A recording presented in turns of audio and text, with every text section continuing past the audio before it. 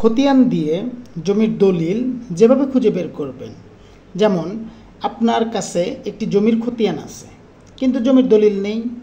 জমির ধারাবাহিক মালিকানা প্রমাণ করার জন্য দলিল প্রয়োজন।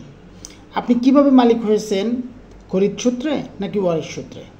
আপনি যখন জমি বেচা বিক্রি করবেন তখন দলিল প্রয়োজন হবে।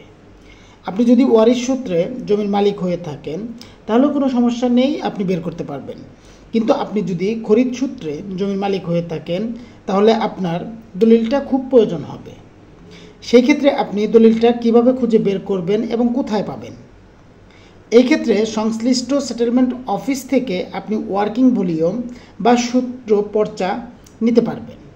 ওয়ার্কিং ভলিউম দিয়ে সেখানে দেখতে পারবেন যে রেকর্ডের সকল তথ্য ওয়ার্কিং ভলিউমে রয়েছে, যেমন দলিল নম্বর, খতিয়ান নম্বর, দাগ নম্বর ইত্যাদি, এবং কিভাবে রেকর্ড হয়েছে সেই তথ্যগুলো ওয়ার্কিং ভলিউমে রয়েছে।